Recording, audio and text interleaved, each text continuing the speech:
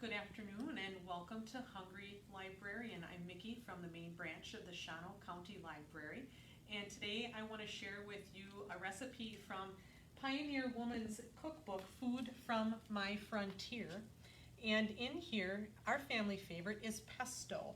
We grow a lot of basil, and if you're like me this time of year, I've been working to preserve all of the herbs that I have, and I make a lot of pesto and I freeze it. So I'm going to share that with you today and then how I serve it.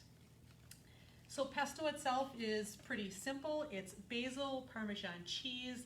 We use pine nuts. You can also use walnuts, some garlic, salt and pepper, and oil.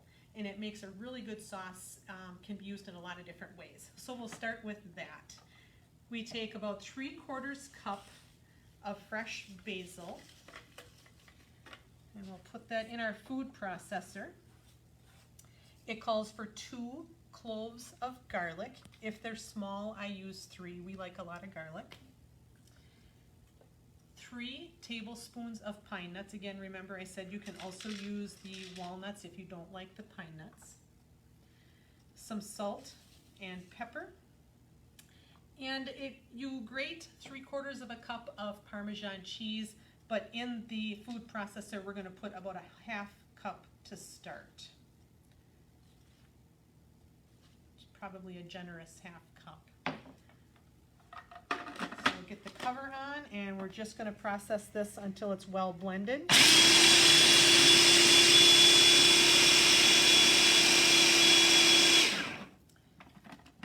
So this food processor, by the way, is something that is available to check out in our library of things. It's working really well for me today for Hungry Librarian.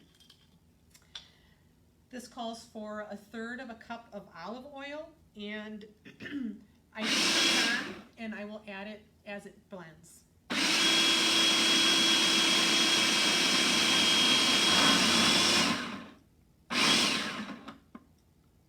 A little bit more in there.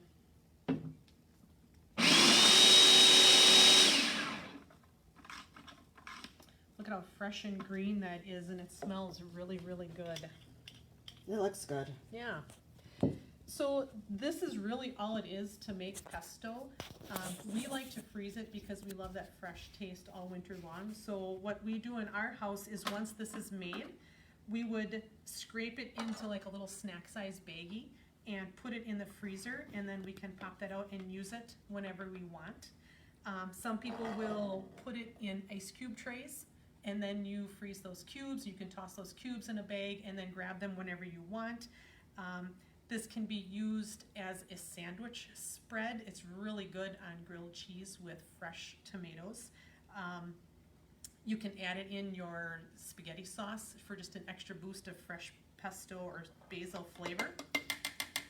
But for me, for our family, how we serve this is we use spaghetti squash, and we'll serve it with that and chicken.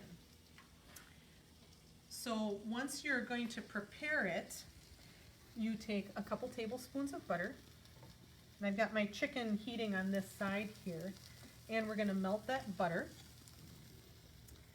And then this is probably not the most ideal pan to make this in. I'm going to put some whipping cream in here, and it's going to kind of want to spread across the whole thing, but it'll be fine by the time we're done. Turn that up just a little bit and get that butter melted.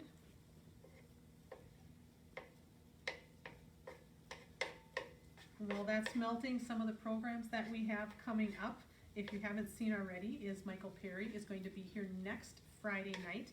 So if you love his Midwest stories, come on and check him out. That'll be 6 o'clock next Friday. Okay, that's melted pretty well.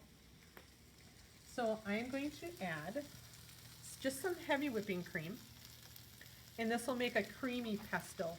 This can be served without that if you want to avoid the fat. Otherwise, what we're going to do is just scrape this into that buttercream mixture.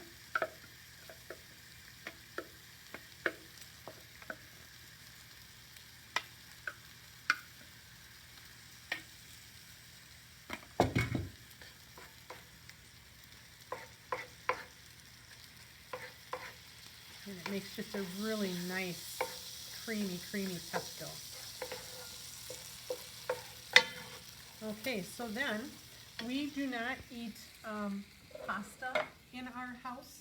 So if you have any kind of gluten intolerance or anything where you're trying to avoid pasta, spaghetti squash works great. Now this is a little bit smaller squash, and I bake this at 400 degrees for, I don't know, 12-15 minutes or so. You don't want to overbake it because that's when it gets mushy. So once that's baked, we just shred it out of here.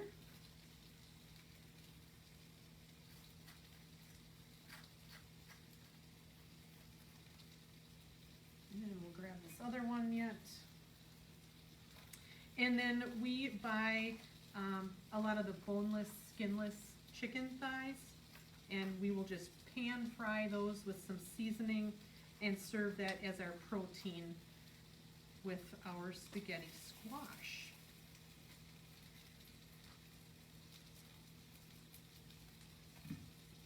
Turn this down a little bit.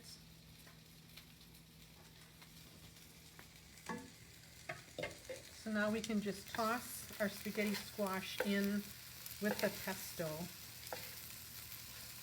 I don't mind that the fat from the chicken gets in there. It is all flavor. Look at how beautifully green that is. Looks delicious. So then we would serve that just like that on a plate with a little chicken, and you have a great meal.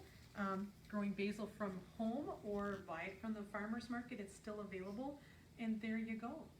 Thank you for watching Hungry Librarian, and watch for Sam over in Bonduelle the 4th Friday of the month.